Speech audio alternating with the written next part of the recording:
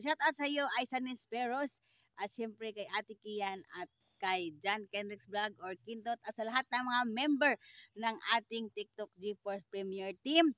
Advance Merry Christmas and Happy New Year sa ating lahat. So ang question natin ngayon ay, kung may pagkakataon ka na makasamang muli, sino yun at bakit? So unang-una, ang pag nakita ko na yung tanong na ito, so unang-una naisip ko talaga, ang gusto ko makasama yung tatay ko, no? Dahil namatay yung tatay ko, 1 year old and half months pa lang ako nung siya ay nawala, no? Kaya hindi ko talaga naramdaman na ang kalinga or yung ah, hindi ko na hindi ko na ano yung tatay ko, kung talagang sweet ba yung tatay ko or ah, hindi ba sweet, ganyan ba, no? Kaya siya ang talagang nasa isip ko na pinakauna na gusto kong makasamang muli, no? Nung ganito na, yung malaki na ako kasi maliit pa ako eh.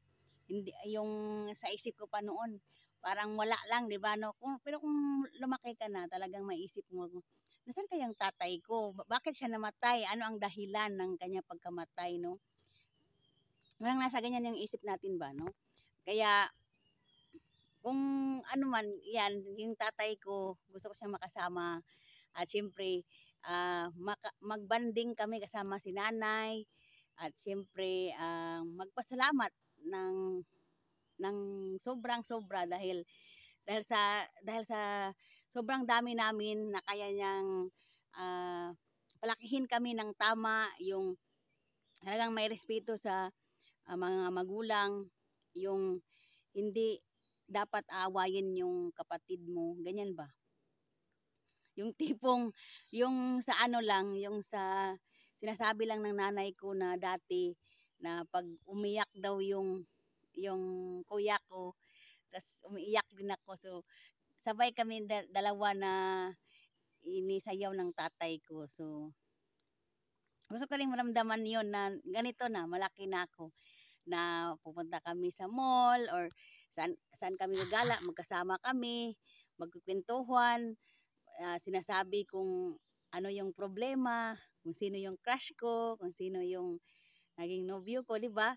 Ganun na bagay ba na sana kung may pagkakataon man na magkasamang muli, magkasama kaming muli ni tatay, no? At ayoko nang umiyak sa camera, charot. Kasi yun nga, nung elementary pa lang, di ba? May mga pagkakataon na talagang kailangan ng tatay yung magpaso sa, kung graduate ka, di ba?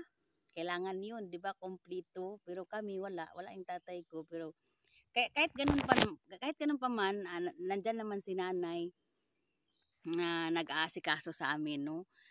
Sa aming magkakapatid. At syempre, lalo na sa panahon ngayon na parang inisip natin na yung walang masyadong iniisip na problema ba, ganyan. Kung gusto mong kumain, makakabili ka, ganyan. So, gusto ko rin maramdaman yun ng tatay ko na kung ano yung hingin niya, mabigay ko. Ganon na mga bagay. Kasi yung sinanay ngayon, yan, pinapadalhan ko na lang. So, parang okay na sa pakiramdam ba na yung kung manghingi ba yung mga magulang mo, yung nanay tsaka tatay mo, may maibigay ka. Ganon na bagay. Gusto ko sanang maramdaman ni tatay din yun. No, kung magpagkakataon man na magkasama kaming muli, no, in God's siyempre si Lord lang ang nakakaalam nun.